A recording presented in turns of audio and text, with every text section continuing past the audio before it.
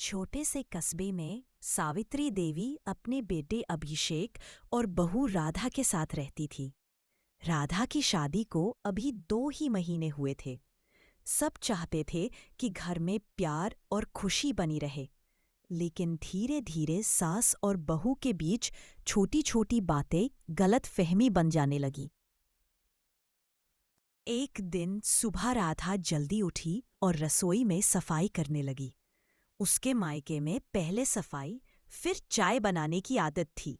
तभी सावित्री देवी आ गई और बोली, राधा, पहले चाय बना लो, बाद में सफाई कर लेना। राधा ने धीरे से कहा।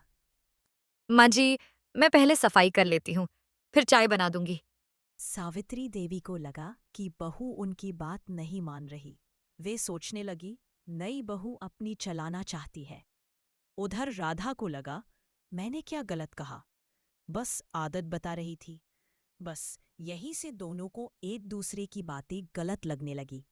अभिषेक का भी वही हाल था जो शादी के बाद ज्यादातर लड़कों का हो जाता है, क्योंकि वो ना माँ से कुछ कह सकता और ना कुछ बीबी से। अभिषेक देख रहा था कि माँ और पत्नी दोनों परेशान हैं, लेकिन कोई खुलकर बात नहीं कर रहा। वह सोचता कि बात न की गई तो दूरी और बढ़ जाएगी, लेकिन वह समझ नहीं पा रहा था कि क्या करे। दूसरी ओर अब छोटी सी बात भी दोनों को बुरी लगने लगी। अगर राधा देर से उठ जाए तो सावित्री कह देती, आजकल की बहुएं आलसी होती हैं, दिन भर सोती रहती हैं। कभी जब सावित्री कोई तरीका समझाए तो राधा के मन में बात लग जाती।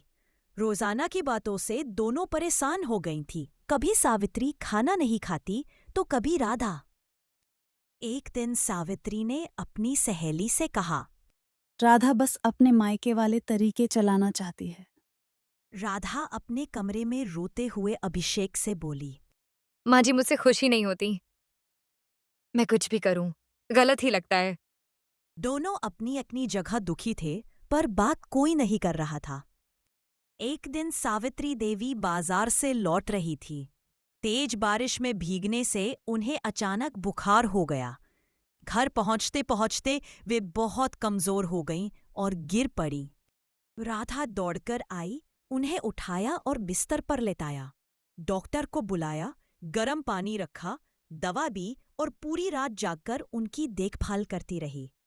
सावित्री देवी चुपचाप राधा को देखती रही। उन्हें महसूस हुआ, जिस बहू को मैं गलत समझ रही थी वही मेरे लिए पूरी रात जाग रही है। राधा ने भी सोचा, माँ जी सिर्फ सास नहीं है, वे घर की बड़ी है, उनका ध्यान रखना मेरा फर्ज है।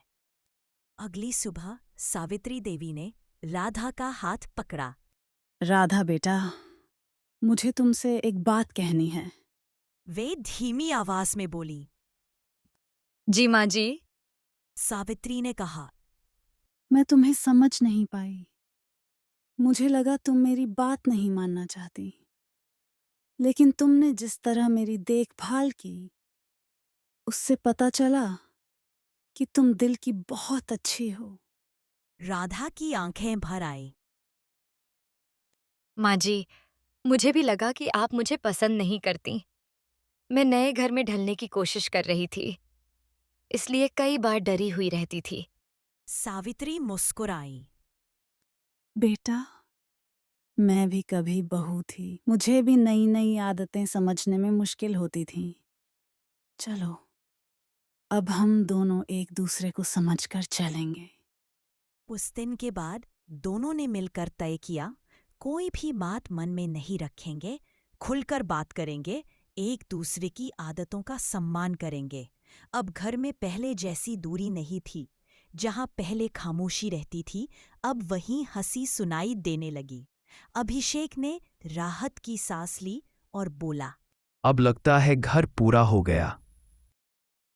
तो मेरी प्यारी बहनों, अगर आपको भी इस परेशानी का सामना करना पड़ रहा है तो बेहतर के आपस में बात करो और चीजों को ठीक करो। रोज रोज रोने से बेहतर है एक दिन बैठकर सही से बात कर लो। तो अपना और अपने घर का ख्याल रखो, खुश रहो। मिलते हैं अगली वीडियो में।